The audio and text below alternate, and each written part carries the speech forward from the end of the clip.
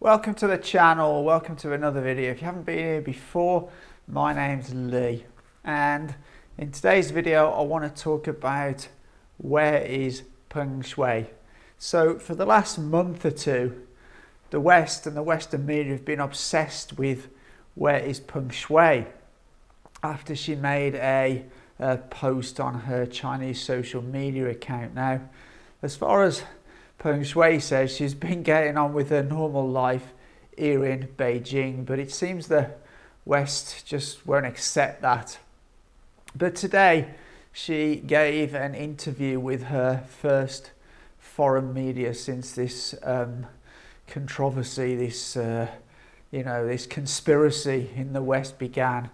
And she gave that interview to a sports magazine called L'Equipe.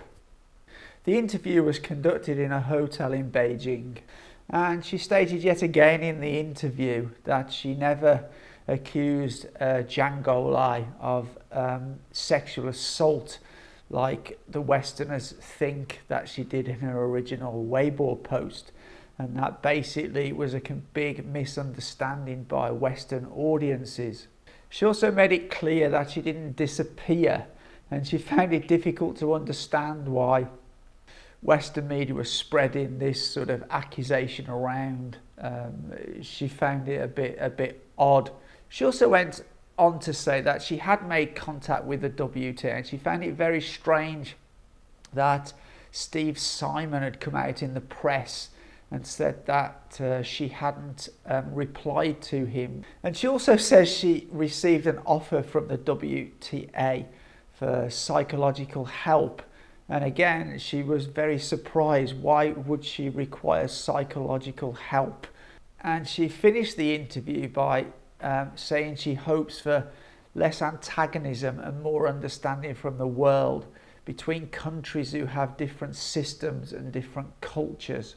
And even after this latest interview she's given to L'Equipe, it still seems that it's not enough to satisfy Western media. Many of the Western media have already started questioning the interview and the integrity of the interview. So first of all, Emily Feng.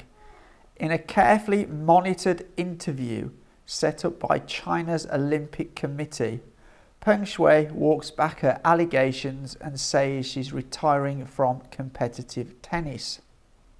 BBC World said, Peng Shuai, Chinese tennis star, again denies sex assault in interview. And from AP, breaking, Chinese tennis star Peng Shuai calls sexual assault allegation against communist official enormous misunderstanding. And then we have Drew Pavlo, who is a young Australian guy who's running for the Senate in Australia. And he's been using the Where is Peng Shuai as a marketing campaign to try and gain more traction for his campaign to get elected to the Australian Senate. He was giving out t-shirts at the Australian Open with the words printed on them, Where is Peng Shuai? He's obviously an opportunist, but he goes on to say this evening on Sky News, all we want to know is this: if Peng Shuai is really free, why can't she speak to international media without senior Chinese government officials sitting in on her interviews and translating for her? Well, Drew, that's probably because she doesn't want to.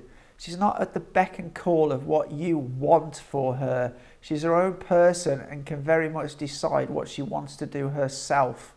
It's really nothing to do with you or any other Western media for that matter. And finally, we have AFP. Chinese tennis star Peng Shuai says she never accused anyone of sexual assault, according to an interview published Monday. Again, walking back an allegation that sparked worldwide concern about her safety. Well, there wasn't actually worldwide concern. There was concern from a few Western nations, i.e. the US, Australia, the United Kingdom. I didn't see any African or Middle Eastern nations kicking up a huge fuss about where is Peng Shuai. Again, this was a opportunistic thing that was used by Western media to attack and slander China. So I suppose this saga will continue on with the Western media asking questions and not believing anything Peng Shuai says. Personally, I think the only thing that would satisfy them if she defected to the West and actually said all the things that those conspiracy theorists actually think is occurring here in China. I think that's the only thing that would make these people happy.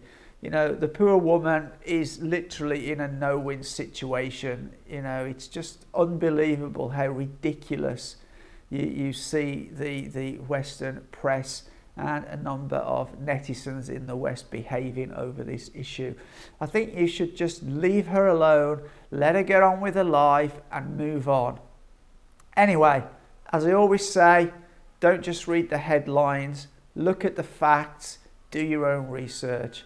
But as always, for now, take care.